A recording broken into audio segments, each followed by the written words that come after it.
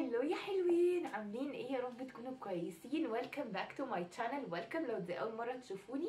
انا اسمي انجي وانا بعمل فيديوهات عن الفاشن بيوتي لايف ستايل. if you're interested just keep on watching. الفيديو بتاعي النهارده هيبقى get ready with me علشان اوصل للوك اللي انتوا شايفينه ده، عشان تشوفوا انا عملت ايه وحطيت الميك اب ازاي وكده وهلبس ايه والحاجات دي كلها. مش تعملوا سبسكرايب لو انتوا مش عاملين، وما تنسوش كمان تعملوا لي فولو لو الفيديو عجبكم.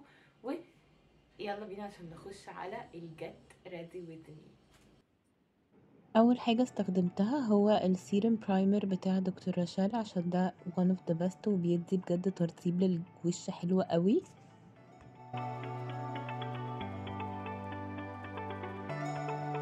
بعد كده حطيت ميبيلين بيبي سكين برايمر برضو عشان انا موسوسه شويه وبخاف من الميك اب.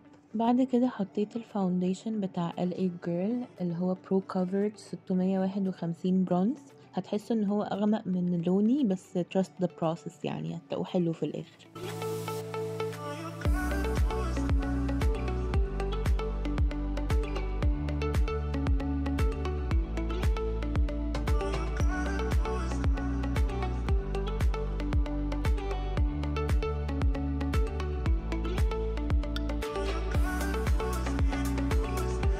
بعد كده حطيت الاسنس باودر اللي هي اللوز فيكسينج باودر رقم 30.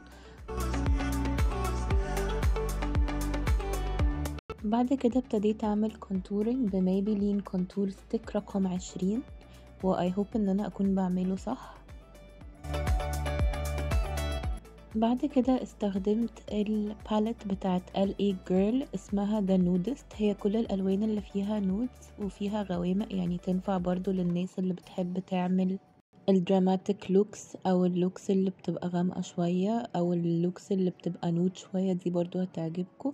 هي فيها 4 شيميرينج colors وcolors تانية عادية، الباقي كله عادي. بعد كده كنت حطيت كحل كده لحد في الواتر لاين لحد نص العين زي ما هو باين، بس الكاميرا كانت فصلت فما تصورش. وبعد كده رحت حاطه الكحل الابيض ده وهو فيه جليتر شويه. وبعد كده استخدمت الماسكارا بتاعه اسنس الفوشيا. وبعد كده استخدمت شي جلام سوب عشان اثبت حواجبي بيه، بصراحه جميل قوي. بعد كده استخدمت ايفن مارك ساتينج سبراي، وبعدين حطيت ليب لاينر مي ناو وليبستيك مي ناو برضو. دلوقتي خلصت الميك اب، يلا بقى عشان نخش على شعري. وبجد لو في اي حاجه غلط انا عملتها ارجوكم ما تجلدونيش بليز. فيلا بقى عشان نبتدي نخلص شعرنا. انا كده كده كنت لسه عاملاه وايه. يلا بقى عشان ايه نخلص الباقي.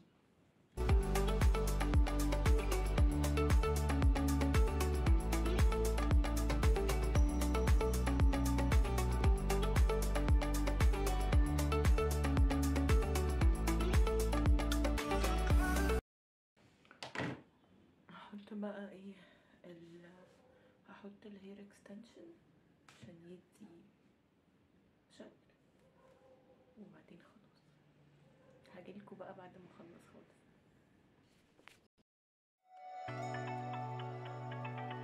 وهو ده الاوتفيت بتاع النهارده. يا رب يكون عجبكم وتكونوا استمتعتوا بالفيديو ده. thank you so much for watching. اشوفكم الفيديو الجاي الاسبوع اللي جاي تقريبا، او مش عارفه امتى. يلا